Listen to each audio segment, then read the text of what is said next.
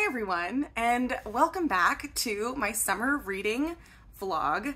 I have been reading a lot of different things this summer. I've been trying to get back into reading, and plus I'm going to be starting a new class next year. I'm not going to be teaching 7th grade language arts like I did the last 2 years. I'm instead going to be teaching theater and drama. So I've been trying to read a couple of different plays that I haven't really seen or read yet. And I just want to like get into drama and like kind of be in that mindset for next year. So the first play that I pulled off my shelf that I had on my classroom library was Mind's Eye by Paul Fleischman. And to be honest with you, I don't think that this was probably the best first play that I could have read for my play reading adventure, because it's not really written like a play. Like, it's written like a play where it has dialogue between the characters, right? Like, it's written as scenes where you have characters speaking to each other. But there's a couple of like key elements missing that I found to be took away from it reading as a play. Additionally, what I also like to do when I read plays is I like to find the performance of them on YouTube, which, you know, is a whole other story we could go into, because I know like copyright and show licenses and all that kind of stuff, like that can be its whole own thing. You know, especially like trying to find popular plays or Broadway plays, and like watching them on YouTube is like not the way that they want you to see the performance. Obviously, like, you know, if you're in the audience, you shouldn't be filming the performance. They like make a point to say that pretty much at every theater performance I've ever been to. But people still do it anyway, and they post it on YouTube. Some plays are like recorded and streamed specifically by the theater company and posted on YouTube, which is always great, which I prefer to watch those because it seems like the theater like intended to record it and post it, obviously. But this is the one I couldn't find a performance of. I was able to find a trailer of a performance of this play, but I wasn't able to find the actual performance of this play. And I kind of wish that I had been able to, like, I kind of wish I had been able to see a performance of this, because I feel like it would have been better to read along with watching it, because there's so much in this book that is just like missing. Stage directions that you never see that is referenced in dialogue. So it feels really weird. Like, it feels like I have to imagine what happened in the scene. And also it's just, this is kind of a weird play. So I did do some research on Paul Fleischman. He's a children's book author, poet, and I guess playwright. But it's not his normal medium, you could say. He wrote Seed Folks, which is a really popular book with, I think it's like short little vignettes of stories. And he has a good message. Like, it's very clearly, there's very clearly a message in this play. Let's just start with the things that are missing in this play when I'm reading it that I would have liked to have seen in the paperback, in the trade paperback of the play. I would have liked to have seen a cast of characters. That's the first thing. When you open the book, it just directly takes you to a scene, right? It just directly takes you to a scene that happens in the play. And at first I was like really put off. I was like, is there a page missing? Like, did I just like start the play with no introduction? Because sometimes, I mean, plays usually have like an introduction or like where it was written or performed for the first time. And instead it just had this little scene. And I was like, oh, that's weird. So I started reading it, and I realized it's just like it's like a little preview, right? Because the next page is the title page and the publication info. So it was just like kind of weird that they did that way.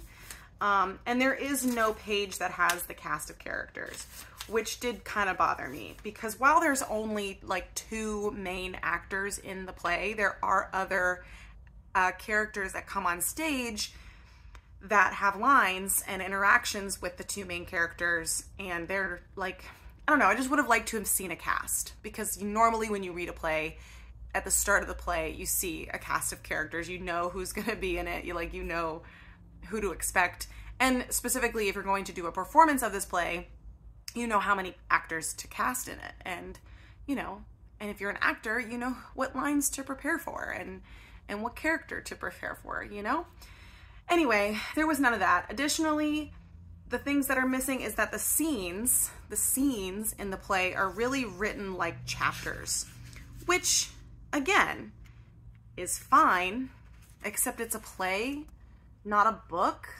right? So every time there was a scene change, it just said 3, 4, like it just went to the next chapter, which is really just a scene. So that was kind of weird. And last thing that I felt missing from this play is stage directions. Like, there is some stage directions, I'm not gonna lie, but there's like super minimal stage directions. Like the only kind of stage directions that I saw in this were pauses. Like anytime a character paused in their line or in their monologue, that's it. There was a couple of moments where the stage directions told the character how to say, or told the actor how to say the line, like flatly or gravely or whatever, but that was like very, very, very minimal, right? Like it was either, the only 2 stage directions I really ever saw were pauses and like how the actors said the line, right? That's it. And I just felt like there's moments in the play where there's very clearly should be a stage direction, like a person exits in the middle of someone talking, or a person is standing when they don't normally stand, or like what the set looks like, or when the lights come up, or when because there's moments in the play where it seems like there should be stage directions because action happens sometimes before the lights come up, or action happens sometimes before a character says a line or something like that. And it just felt like he missed that. I don't know, maybe I missed it. Like maybe I don't have the right edition of the play to see all of that stuff, but it just, I don't know. I was reading a play, but I didn't feel like I was reading a play. I felt like I was reading a book that was written in the format of a play, if that makes sense. Now, let's talk about the actual book itself. I like this book. As a middle school teacher who could be teaching this play, I would probably, maybe, if I had time or energy to teach it, I might give it to a couple of students to do a scene out of or something. Like, I could see myself doing that. But as a play, there's some strange messaging in the play, okay? So like the whole book or the whole play is about this girl who's 16 and she has an accident that paralyzes her from the waist down. And she can't ever and she knows she'll never be able to like walk or dance or go out again, right? And the girl is really she's like a typical teenage girl, she clearly cared about being popular and boys and parties and stuff. Like that's clearly those were her values before this happened to her. Although she has kind of lost her family. Her dad left her when she was young. Her mom died, and her stepdad doesn't really seem to care for her all that much. And so the stepdad basically sends her to this hospital to live out her days as a paralyzed person. And so when she's in this hospital, she meets this woman who's an elderly woman named Elva. And Elva's in this hospital because she's old and she doesn't have any family left to take care of her.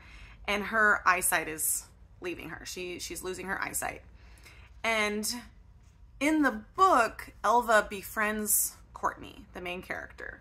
The 16-year-old girl, and mainly because Elva wants to read again, and she's losing her eyesight, and Elva was an English teacher and a drama teacher, and so she knows all this poetry, and she lost her husband when he was only 58, and like she passes her time by basically imagining, you know, epic trips, right? Like when she was a kid and she was bored and they were snowed in, they would get a guidebook off the shelf and pretend like they were going on a trip.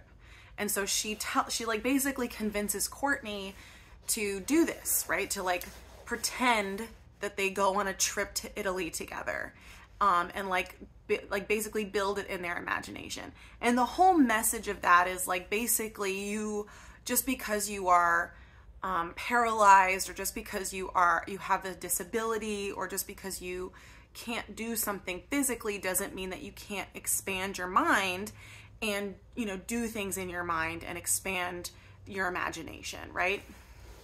And so slowly over the course of the play, Elva gets Courtney to do this for her. And like at first, Courtney's really kind of begrudging about it. She's really sad and depressed. She wants her old life back, but she starts to really get involved in this adventure that Elva has convinced her to do. And so they're going on this adventure, and so slowly Courtney starts to like do it on her own, right? Like Elva leaves and Courtney keeps reading the guidebook and keeps imagining new adventures for herself and her going off on her own. But she does a couple of like really strange things. Like at one point they mention Medusa and the evil eye, and like the idea that Medusa was the originator of the evil eye, because when she looked at people, she would turn them to stone. And so at one point Courtney takes on the like power of the evil eye. Like she becomes Medusa in her imagination and like can destroy things by looking at them. And she does it a couple times, and then finally she does it when she's going on a trip with Elva, and Elva's like very upset with her and like makes her stop and like, well, we're not going to go on a trip anymore because you're destroying things. And at that point in the play, like Courtney is like really involved in the fantasy of the trip, right? She's made up a boyfriend for herself and going to these places with him and enjoying her life in this imaginary fantasy world. And so she begs Elva to like keep doing it. But at the end of the play, Elva is gone, and Courtney is so involved with the fantasy of this trip that she's basically said it's her life now, right? Like she lives her life in this fantasy. She makes up a whole life about herself in which she is gone. She wants to go to Italy with her boyfriend. And I don't know, it feels like the original message of the play was that like you can use your brain even if you can't use your legs, kind of thing. Because Elva makes a point to tell her like you can memorize, you can read, you can learn new languages, you can like learn all these topics in history and science, and you can like expound your brain, you can go to college, like you're still so young and you still have abilities, you still have a brain, and you still have eyes that work. Like you can go be you can still be a good person even though you're paralyzed. Like you can still go out into the world and like make something of yourself, basically. And Elva basically can't, because she's old and she's losing her eyesight, her memory's going, you know, she's at this point where her life is ending. And at the end of the play, it just feels like Courtney, instead of taking Elva's advice and like making her life better and using her brain and her eyes for bettering herself, instead it feels like Courtney has like deluded herself almost into this fantasy that isn't real and doesn't exist, and is like making it up. And it's just strange to me. Like it feels like there's supposed to be like a resolution, right? Like, oh, and look at what Courtney did now because of what Elva taught her. But it's still kind of sad because, you know, Courtney doesn't really have a boyfriend. She doesn't really have a family, you know, like, but she's telling people that she does, and pretending that that's her life when it's not, and kind of deluding others and herself into believing this lie. And instead of going off and going to college and learning new topics, she's just kind of like continuing to live the fantasy. Like, it feels like a really strange message to end on, because it doesn't feel like what the original message was supposed to be. I liked it, but the ending was strange. To me, it just felt more sad than it felt like happy. Like, I didn't feel happy for Courtney at the end. I felt more sad for her than I did at the beginning of the book. That makes sense. Additionally, there's a couple things in here that I would warn teachers against if you were going to read this with students. Number one, there is a couple of talks of like underage like drinking and partying at the beginning. Like her friend comes to like say, this is what we did while you were in the hospital, and they're like doing crazy stuff. Like they're drinking, they're, you know, cheating on each other's boyfriends and stuff like that. So I guess that is kind of like lightly problematic. Additionally, there's a character with Alzheimer's in the book, or in this play, who is just made fun of the entire time. Like, she's, I don't know, I guess she's pitiful, but like neither Elva nor Courtney seem to take any pity on her or to care for her at all. She just seems kind of like this joke side character, which as a characterization of person with Alzheimer's is not like, I'd say, the best characterization, and just like not an appropriate way to deal with people who have Alzheimer's. And lastly, I'd say the biggest concerning thing, the biggest concerning thing about this play is scene 8, chapter 8, scene 8, whatever you want to call it. There's this scene, it's the scene where Courtney wakes up in the middle of the night, and I guess the night nurse or janitor or whoever is in her room at night, in the middle of the night, and wakes her up. And remember, Courtney is paralyzed from the waist down, right? And this scene is so uncomfortable, and I don't know why it needed to be included in this book. This scene is so uncomfortable. Like, this janitor or night nurse or whoever has clearly come into her room because, number one, Courtney is 16. She's a young, pretty girl, and he likes her. He has feelings for her, and he thinks that he's going to get something from her. I mean, because the whole hospital is full of like older people who are, you know, older and can't take care of themselves, and she's like one of the younger ones who's there, and it's just gross. Like, I don't know like how else to explain it. Nothing happens. Nothing explicitly in the dialogue states that he touched her. Like, that does not explicitly state it, but it's insinuated. It's implied that that's what he wants to do. And he like is like trying to convince her that it would be good. Like, you know, like trying to convince her like, we should, you know, get together. Like, maybe you would like it, you know, like, and Courtney's like, well, I can't feel anything. And he's like, well, maybe it would be different. Maybe you would like it. Maybe I would be different, kind of thing. Like, maybe you would enjoy it. At first, it seems like she's playing along with him. But then, like, immediately after him saying, well, maybe you would like it, she kind of seems to, like, sarcastically kind of rebuff him or something. Like, I don't know, reject him or whatever. And then she, like, falls back into her, like, fantasy. I have a boyfriend. You know, like, I have this boyfriend who's waiting for me, kind of thing. Like, she starts to fall back into this lie, this fantasy for herself, and he ends up, like, leaving. So nothing actually occurs between her and this night nurse. It's just such an uncomfortable scene. I wouldn't know how to teach that to middle schoolers. I'm laughing nervously. Just want to put that out there. I'm laughing nervously because it's just such an awkward scene.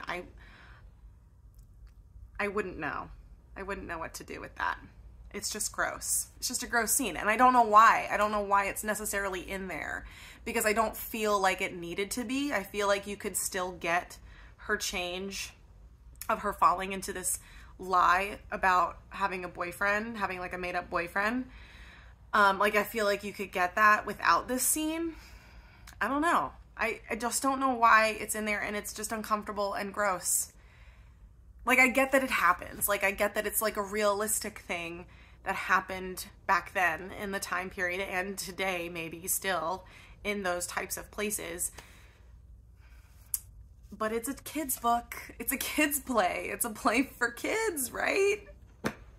Okay, that's it. That's all I have to say about this book, this play, this book, Mind's Eye. Not the best one to start out my summer play reading with, but hopefully I've got some better ones to go into after this that are actually plays and not books that have been written like plays. Sorry. Anyway, on to the next book. On to the next play, I should say.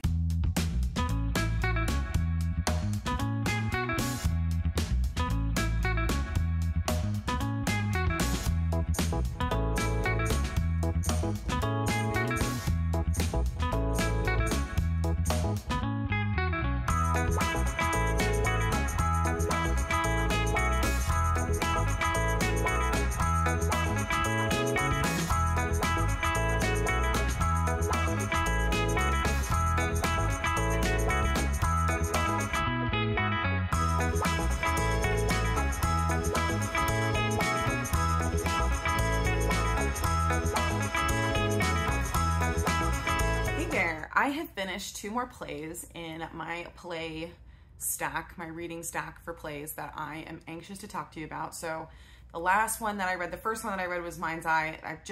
I finished Our Town pretty quickly after Mind's Eye. And I have to say, going from that play to this play is really awesome, because Our Town is a huge sleeper play for me. Like, I've known about this play since I've been in high school, since I was a theater geek in high school, and I never read it. I never gave it the time of day. It's 3 acts, and honestly, okay, first up, let me just preface this by saying I did read this while watching the performance of Our Town, and the performance that I watched was a PBS production that somebody published on YouTube.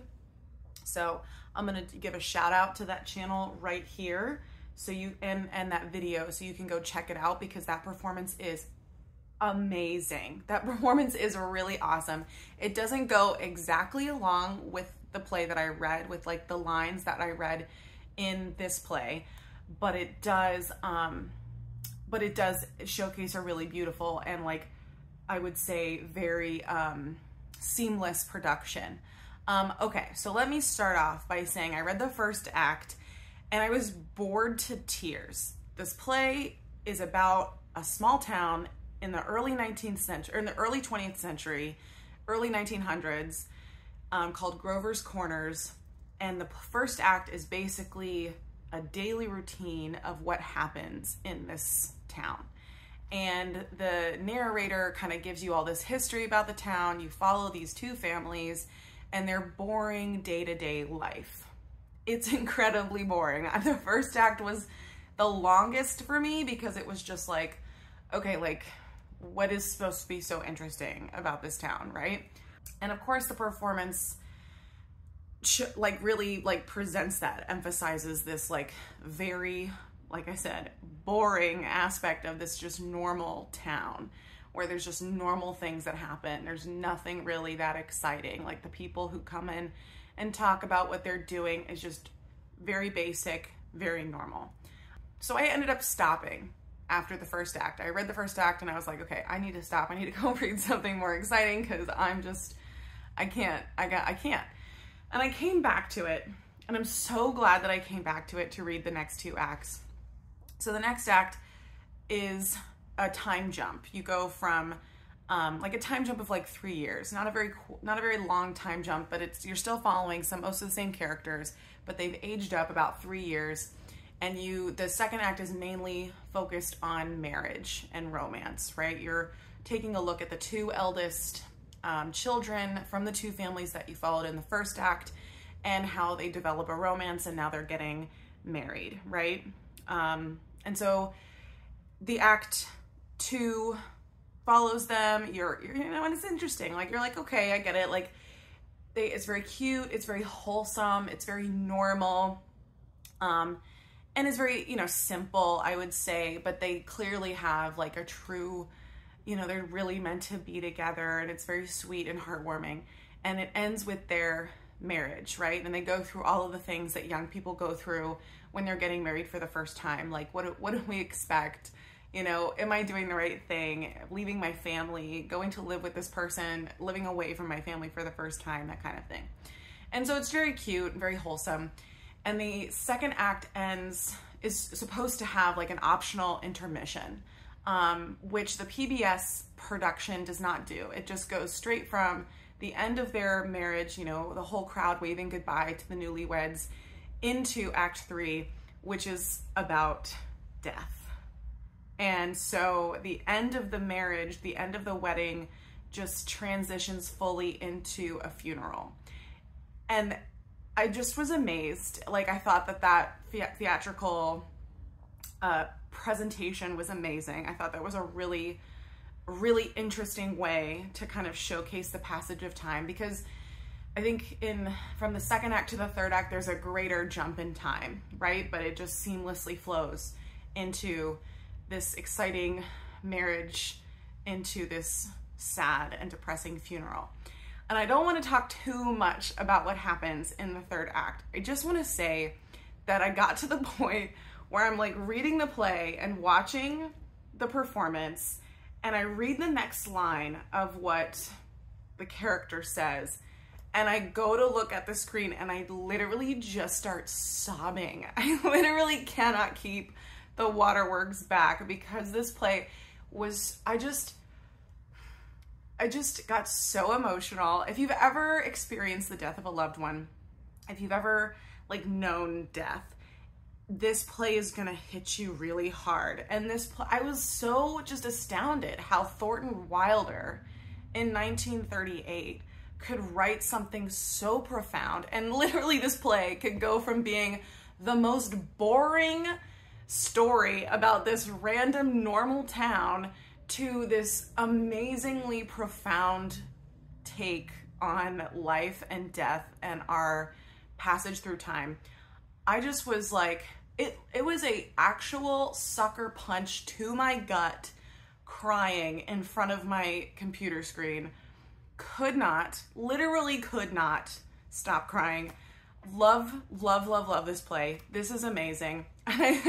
And at one point, I remember early on reading it, I read through the comments in the YouTube video, and they were all like, I love this play. It's my favorite play of all time.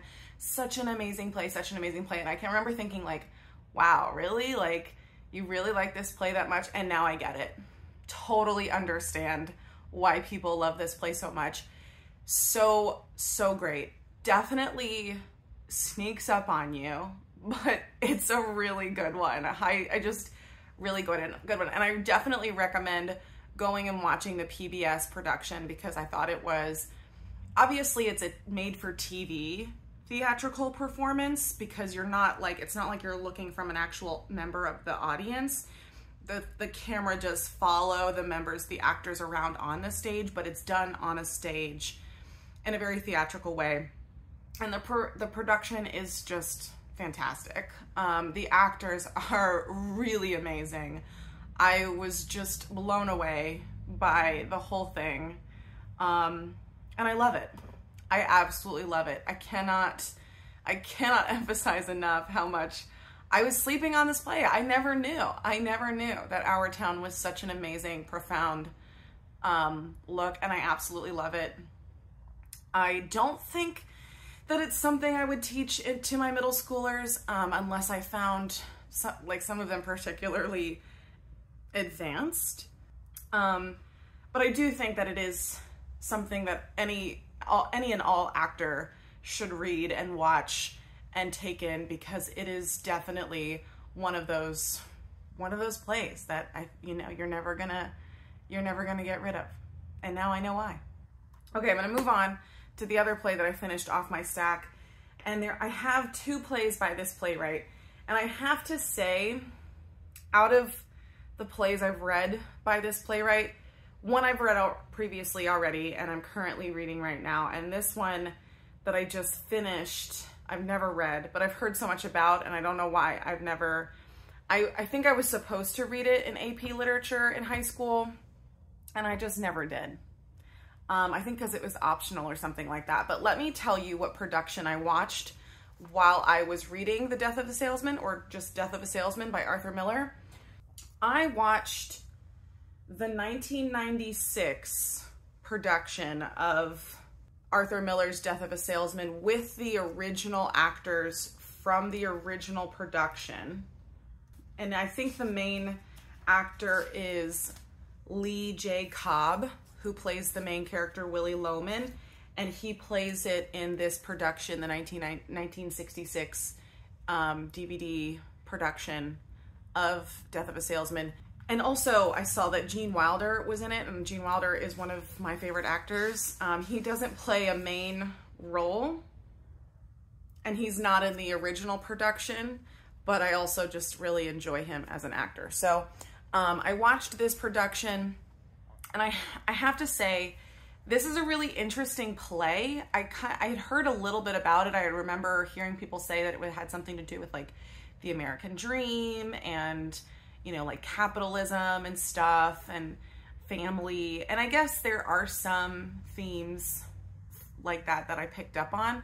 The biggest thing in this play, though, is that the main character, Willie Loman, he's an aging salesman with a family, and he's kind of losing it. I guess you could say he has, you know, dementia or Alzheimer's. He's struggling with that, and his family, his wife, and his 2 grown sons are clearly struggling with him having that as well, struggling with dealing with him and what to do about him, because he is really losing his grip on reality. He comes home and he seems to be in a jovial mood. He clearly loves his sons very much, and wants this like very idealistic life for them. And maybe he's kind of delusional in his ideals for his sons, because his sons don't necessarily want what he wants. And so there is that conflict between them, but he clearly loves them very much and wants them to idealize him as well as like a man of a family who's providing for his family. But it seems that Willie Loman is not doing too well as a salesman, especially as an aging salesman. He's in this part of time where, you know, he's aging, and all of his buyers, all of his clients have also aged out of the business. They've retired or they've died themselves. And so he's not doing too well in his business. He can't really seem to get any new clients. He's not keeping up with the younger salespeople in the company, and he's struggling to make ends meet. But at the same time, he and his wife are like paying off their house. They're finally paying off their mortgage. They're getting to a point where he could retire, but also his sons at this point are kind of supposed to pick up the mantle and do a lot of that for them and start to take care of him and his wife as well. But he's like clearly doesn't want to admit that. The play is a little confusing because it is told from multiple different time periods. Like there's time jumps throughout the whole thing. And I don't think there's not like acts in this play. It's really just kind of like one straight through. You could insert an optional intermission, I think, but it would be up to the director or the producer of where they wanted to put that intermission. So yeah, so you follow Willie, and because he is like, you know, losing control of his memory and losing his grip on reality, his perception of reality, you follow him in the present day with his grown sons, but then he's also like going back in time, and these memories are playing out for him from when his sons were younger, in high school, when they had promised to go to college, to get scholarships, especially his oldest son, who is like really good at, I think it was football, and supposedly he's going to have this football scholarship, but he struggles with math, he struggles with his grades. And so it goes back and forth between his modern day, what's happening to him now as an old, aging salesman, and as a young salesman having hope for the future for his sons. So yeah, so it's really interesting. I wouldn't say that it's like one of my favorites. It's an interesting play, and the production that I watched was very well done. Again, it's one of those, it's like made for TV, made for film, like a theatrical production made for film, where the camera kind of moves around the set with the actors and in and out of different areas as the memories change. But it would be interesting to see this as a stage play, as like a stage production, because there are a lot of those changes where he's literally going into like different memories and moments where he's talking to people who are dead and also to people in his like present day. It's a really interestingly set up. I don't necessarily see the big American dream theme in here. I see this more as like a family play focused on like the struggles of a family dealing with their father, who is, going through this mental break, going through Alzheimer's, going through financial struggles, and the wife, the mother, who is like endlessly forgiving of her husband, even though he's not the nicest to her. He's somewhat misogynistic, heavily misogynistic at times, and completely kind of ignores her at others, even though she's the one who's defending him constantly and trying to keep him tethered to reality. But yeah, it wasn't bad. I'm in the middle of currently reading one of Arthur Miller's other plays, The Crucible, which I have read before. I've read it in high school, and now that I'm reading it again, several decades later, not several decades, but you know what I'm saying, as a few decades later, I'm reading it again, and it's interesting. I'm picking up on a lot of things I did not pick up on my initial reading of The Crucible. So I will give you my review of that one when I finish that, and I'll shout out the production I'm watching as well. So yeah, until next time.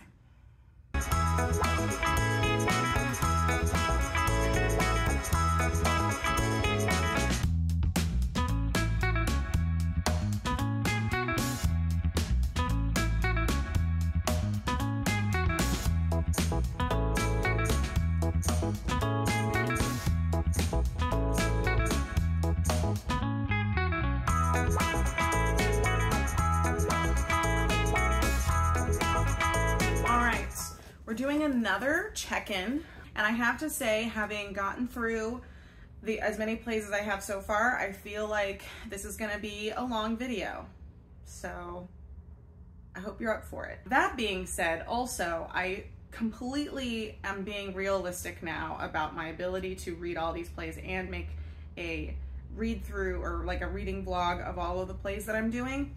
So I had originally planned to read these 6 or 7 plays and also read like 4 musicals. And I think that I'm gonna nix the musicals.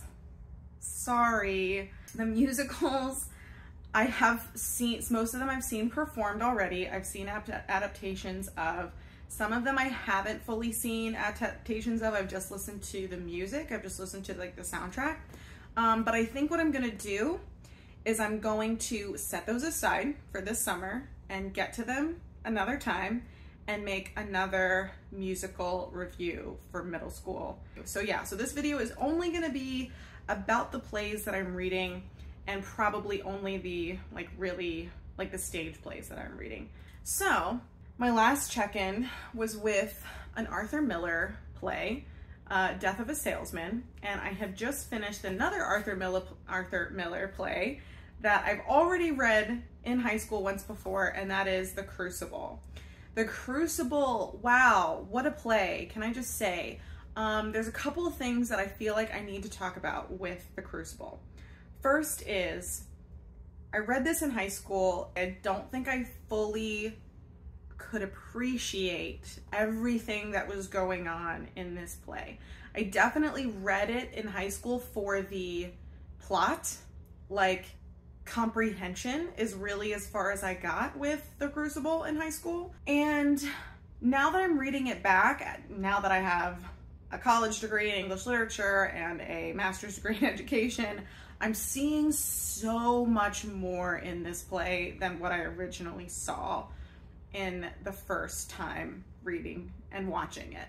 Let me just shout out the performance that I watched of The Crucible on YouTube with, what's his name? Armitage.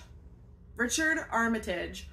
Whew, man, he plays some John Proctor. Let me just say that. That's a really great performance. It doesn't match the stage directions as much as the written play, but the production is super spooky, super creepy, and just like, I totally love it. Like, I just love the way that it was produced and put on. Like, it's a really, really fabulous production. Richard Armitage is such an amazing John Proctor. But something I will say, a warning about that production, is that literally it is 2 to 3 hours of people shouting. It is, I think every scene there's shouting. They're just shouting at each other for the majority of every scene that I watched. So just be prepared if you're gonna watch that by yourself, like have your volume ready to like manage it, I guess. But yeah, it was a lot of shouting. But it does make sense. The Crucible is a pretty intense play, and the characters, the actors and the characters in this play get so emotional pretty quickly. It goes from 0 to 100 like immediately. So let's talk about all the stuff to pick apart in this.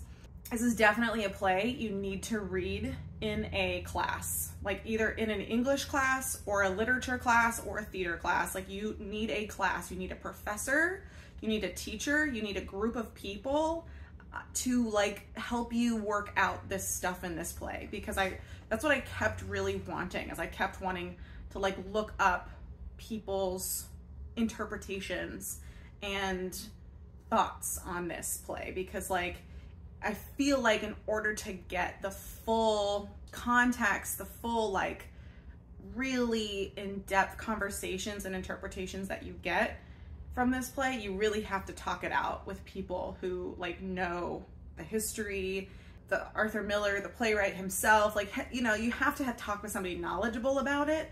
You have to talk with people who have read it multiple times, I feel like, because you just, there's so much here. There's so much in this play.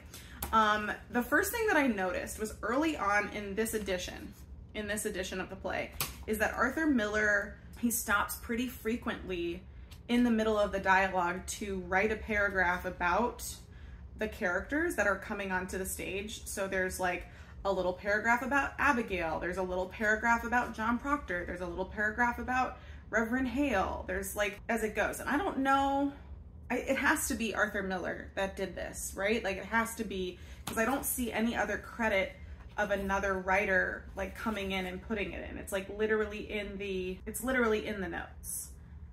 So I don't know if that's supposed to be originally part of the play. It wasn't part of the production that I watched. It's actually never been in any production that I've ever watched of The Crucible.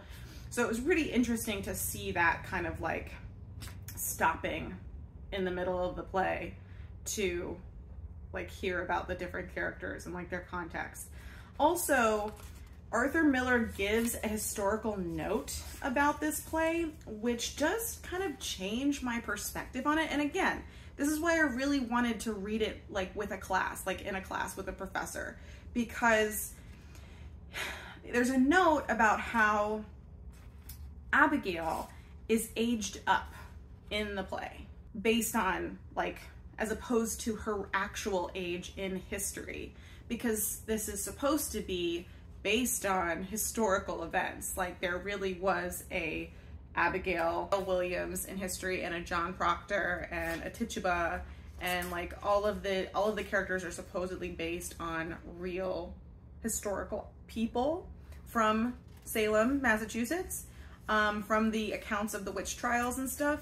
So the thing that kind of set me off when I first read that Abigail is aged up, which means that she's in actuality, in actual historical events, she's younger than 16, 18, which means she's probably what, 13, 14? Like, it doesn't specifically say how much younger she is, but she's young enough in actuality that Arthur Miller felt compelled to write her older. It means that John Proctor, a grown man in his late 30s, maybe 40s, had an affair with a child, with an actual child.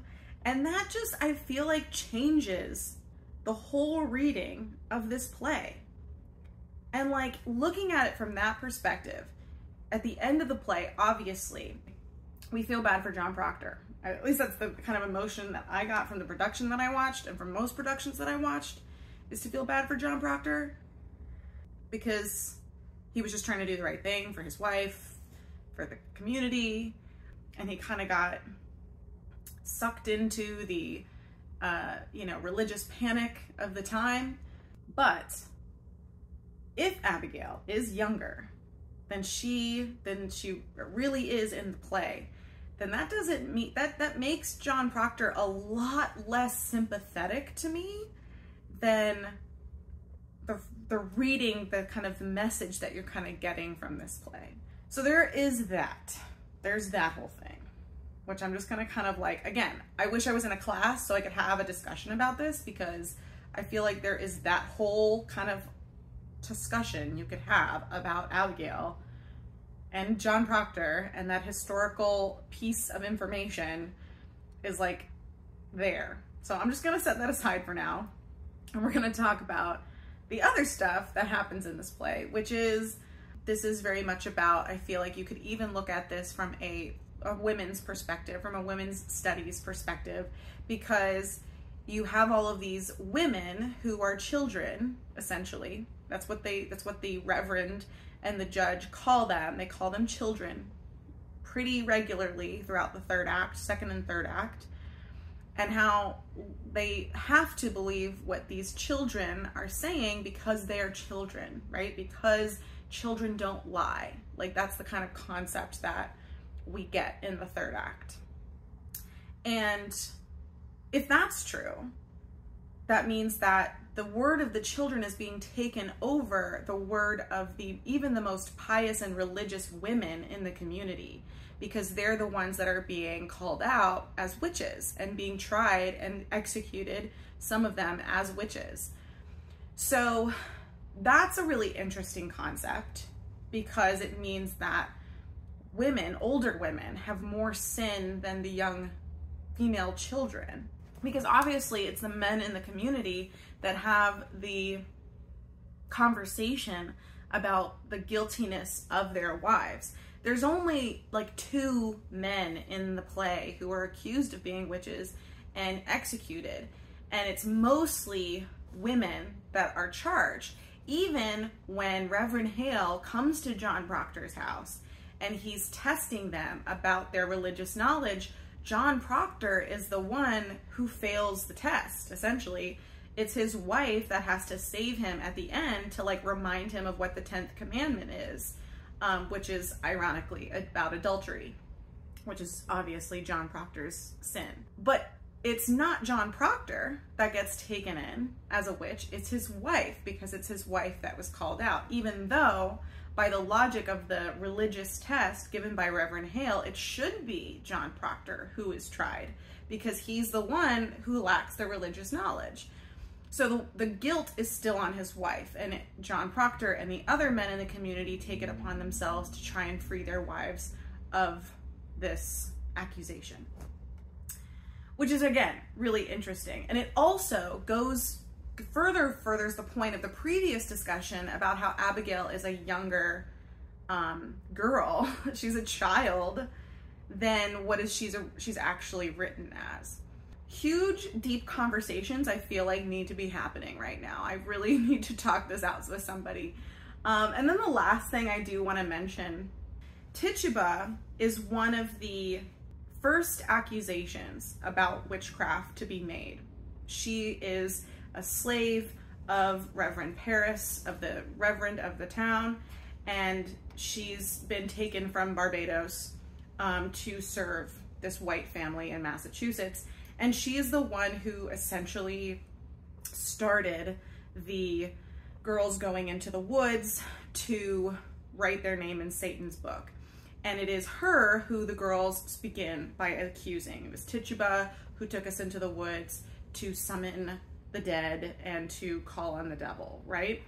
Tituba is the first accused, and Tituba is the first to confess her sins of having done this. Falsely confess, by the way, because all of the confessions in this play are false, because they're trying to save themselves. They either confess to their sins and are free to continue their lives with obviously a stain on their reputation, or they do not confess and they're sentenced to death. But Tituba confesses, and she continues to confess that she was a servant of the devil, and she is still put to death. And it's really interesting that it's characterized that way, because at the end of the play, Reverend Hale is desperately trying to get everyone to confess falsely for witchcraft so that they can be saved from execution. But Tituba is still put to death for it, which is like, it's so interesting that Arthur Miller would write it this way. And again, he might be writing it from historical context. That could be true. That could be true that Tituba still was put to death. And that unfortunately makes sense, because the white people in the community would automatically go to killing the black slave for witchcraft without even guessing, without even taking her false confession as a way to set herself free. But another interesting conversation to have about that. And it's a whole commentary, obviously, on the religious government of the time period in Salem, Massachusetts, before our Constitution was written that gave people freedom of religion and separation of church and state. The fact that I've just been talking about this for the last 20 minutes just goes to show that there is so much to talk about in this play, more than I had originally thought when I read it the first time. So I definitely think that this is worth a conversation with a literature class, with a theater class, with a class in general, because it's like one of those plays that has so many levels to it. And it's kind of surprising that I go from reading Death of a Salesman, which felt very surface level to me, to this, which seems much more layered and in depth of a play than Death of a Salesman. I don't know, maybe you differ, but that's just how I feel about it. The next play that I read kind of goes with the Crucible. It's about, I'd say there's definitely a feminist or women's studies reading that you could do of this next play. And this next play is A Doll's House by Heinrich Ibsen. And this is another play that I'm pretty sure I have read before. This play, I know I read maybe only three or four of Heinrich Ibsen's plays in high school in my theater class. I read The Wild Duck, Hedda Gabler, and I think I read The Dollhouse before, but rereading it back, I honestly can't remember. It does feel familiar, but I don't know if that's because I've seen it performed or if I've read it before. To first give a shout out to the Summer Light Theater, I think, production that I watched on YouTube, which wasn't bad, but it felt a little rushed. It felt a little like they didn't know what to do with all of the dialogue that's in this play. This is very much a dialogue heavy play, whereas the Crucible, I feel like there's a lot of action, there's a lot of dialogue, but there's a lot of action, there's a lot of shouting, there's a lot of like intense moments, and, you know, very interestingly blocked and choreographed moments in the Crucible, this is very much a highly dialogue play. There's a lot of moments where the characters are literally just sitting and talking to each other about the events of their lives. A Doll's House is about a woman who is been married to her husband for 8 years. They have 2 children, and it's set in Norway in the late 1800s. The Doll's House was completed in 1879 and takes place in that time period when women didn't have a lot of rights. They were beholden to their fathers, and then when they were finally married, they were beholden to their husbands for pretty much everything. They were dependent on them in very many ways, not just financially, which is the primary focus of this play, but also for like social visits as well and social interactions as well. The main character, Nora, in A Doll's House is, on the surface, seems to be a very happy wife. You know, she's living in her husband's house. Her husband dotes on her all the time. But there is some language in here that does indicate that he is taking care of her in a very fatherly or patronizing way, right? He calls her his little lark, his little songbird, kind of like, you know, she's an object for him, a pet for him in his house. And she is known, this wife is known to spend a lot of money, which is the big focus of this book. Like I said earlier, the main conflict is that Nora has taken out a debt in order to save her husband from this sickness that he had several years ago, which is kind of vague. When Nora describes it, it's like almost like you're wondering, was she taken advantage of in this situation because she didn't fully understand what was either wrong with her husband or what the doctor was telling her husband he needed to do. But in any case, she took out this big sum of money in order to save him and save his life so that he could travel to Italy to become well again.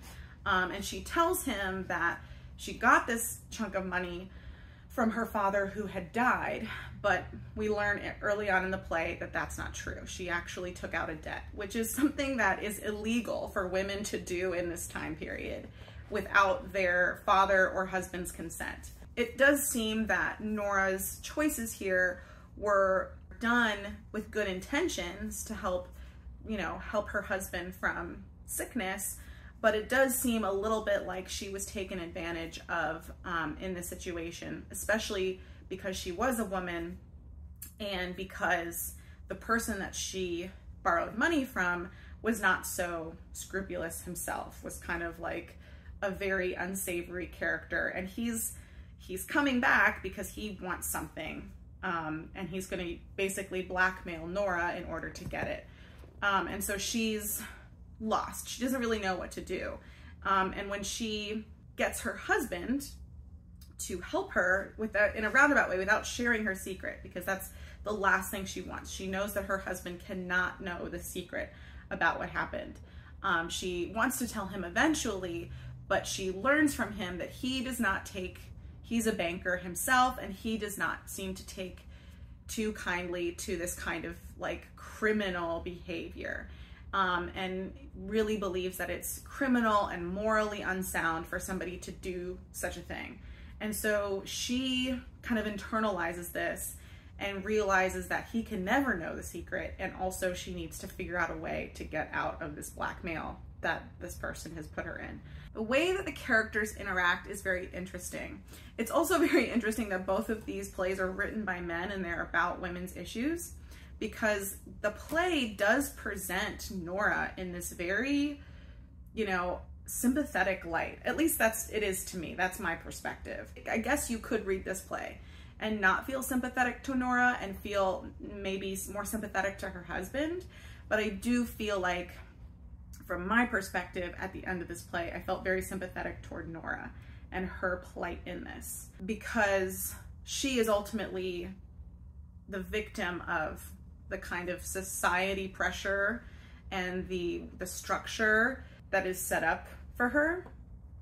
And the characters are very much playing on their own moral justification of what they think should happen, right? Her husband has a very strong opinion about this kind of criminal behavior that she's done, and makes it known to her that he thinks that anybody who does this kind of stuff shouldn't be raising children.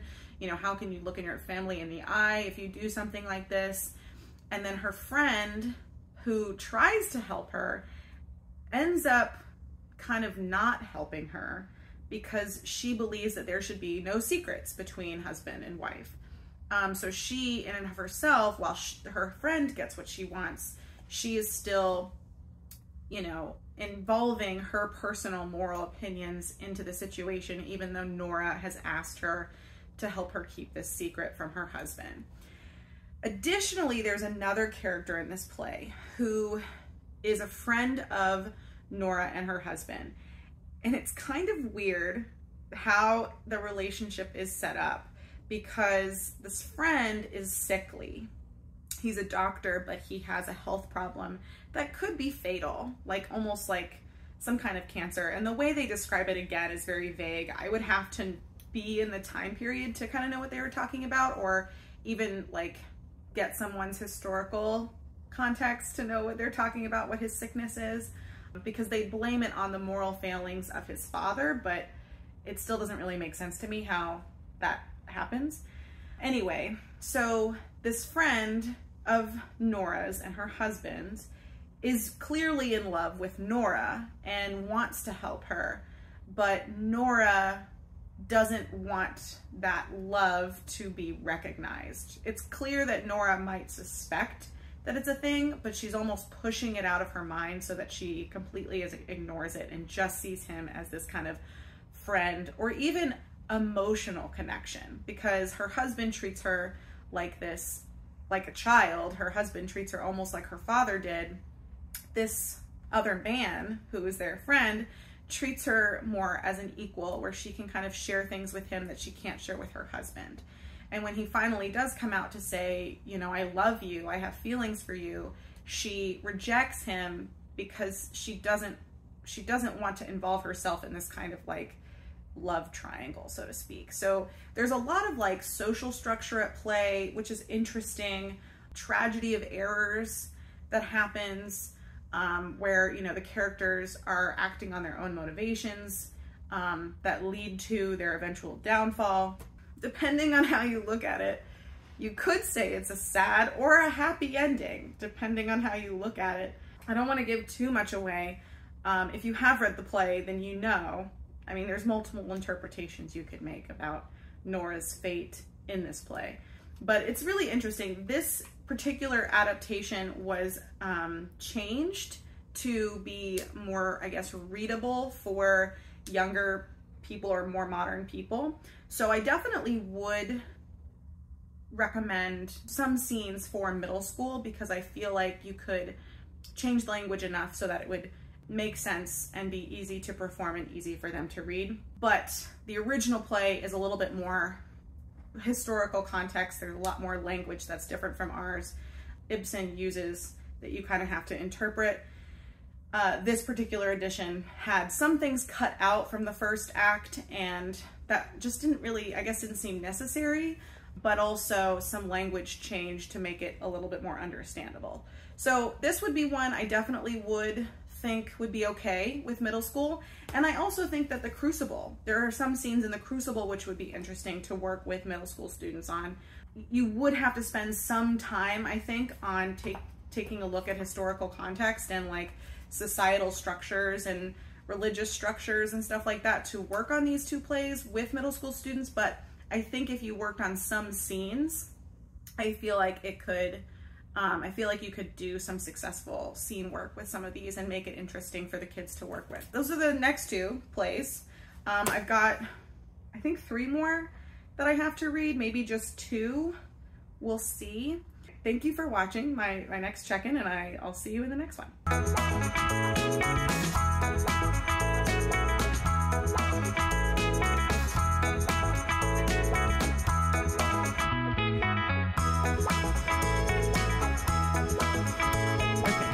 Hi everyone, I'm back for my final plays check-in. I have read all of the plays that I had planned to read this summer. That's technically not true. I haven't read all of the plays that I planned to read this summer. I did take a couple off of my list because of reasons. Number one, because this video is already too long. Number two, because I think that the plays that I did read give me a good idea of what I want to do for this school year. And number three, one of the plays just wasn't working for me at all. So I took off a couple of the screenplays that I had planned to read. I took off the musicals, and then this final play that I'm currently reading, I took off because it just doesn't seem to fit the kind of stuff that I want to be doing this school year. So I'm going to share with you my final play that I have read this summer, which is Pygmalion by George Bernard Shaw. And sorry, there's a little bit of glare. I know I'm in a different place.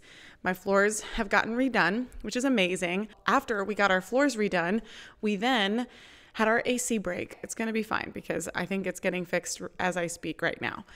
So anyway, let's talk about Pygmalion by George Bernard Shaw. So this play is referencing an old Greek myth and is also famous because it has been adapted into many different formats over the years. So let's start with the title. Pygmalion is a reference to a famous Greek myth about this guy named Pygmalion who is like dissatisfied with women in general, just like thinks that there's no perfect woman out there and, they just never meet up to his standards. So he basically sculpts. He's a sculptor. So he sculpts the perfect woman and she comes to life and he just falls instantly in love with her, obviously. But similar to George Bernard Shaw's play, the creation is not in love with him back.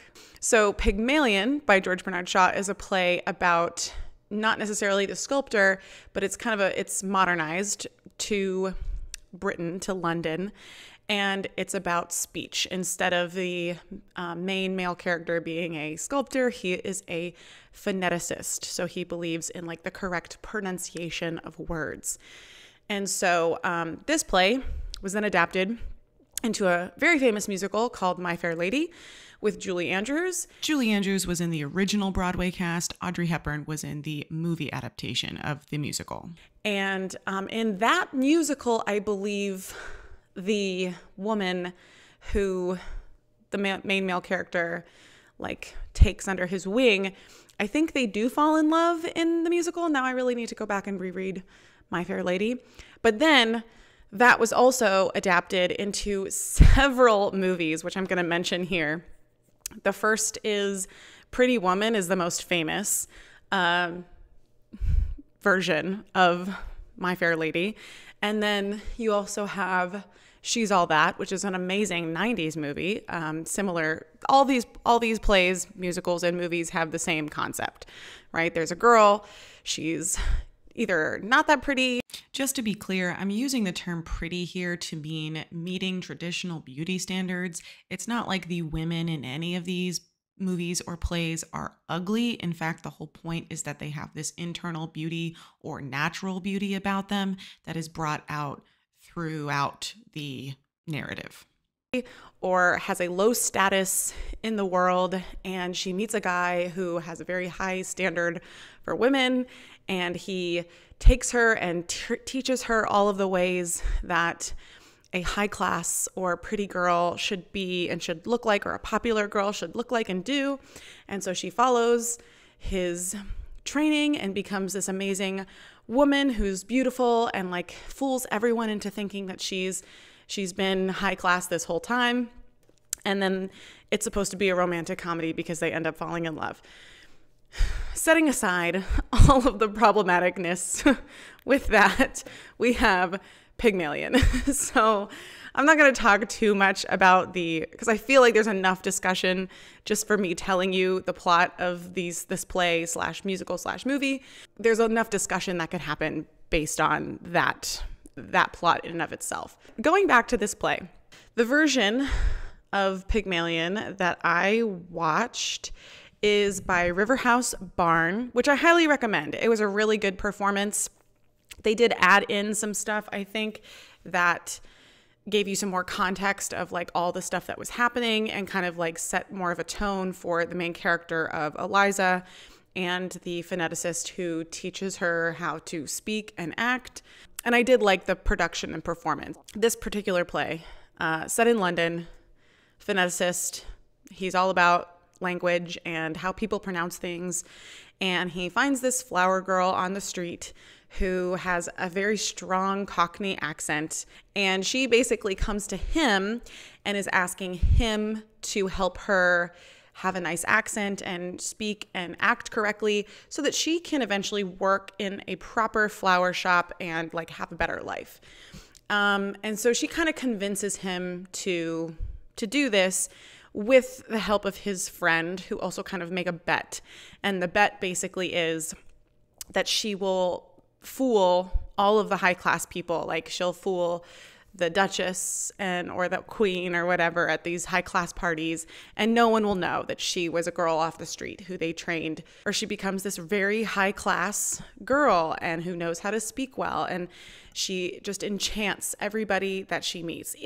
Even to the point where when she makes mistakes, people are still fooled by her because they're like, oh, she must be so hip and chic and like aware of like what's going on, that she's coming up with these new words and phrases and stuff, and we need to be hip with her too, kind of thing. This edition that I got included a so-called sequel, which I don't think I would definitely call it a sequel because it's not written like a play. It's not written like a sequel would be written of this play.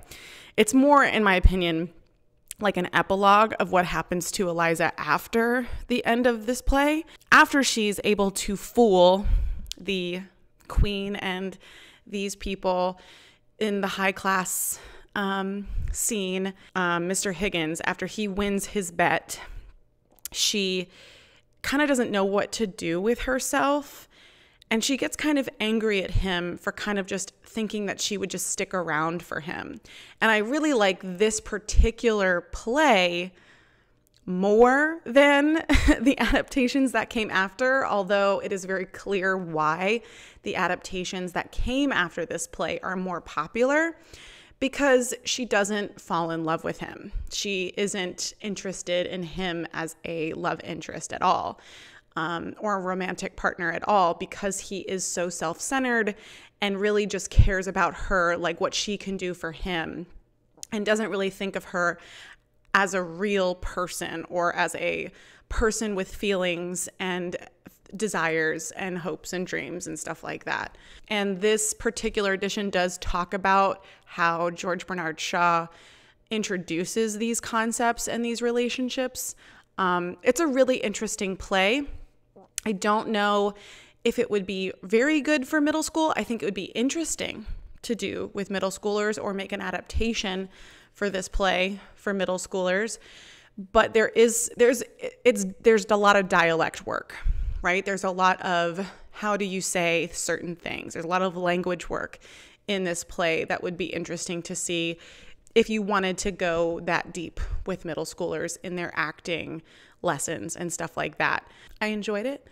I can easily see why My Pretty Woman, She's All That, My Fair Lady were more popular versions of this play, because it's almost like we're conditioned to want Eliza and her teacher to fall in love, like because they end up spending so much time together and because they seem to have so much chemistry.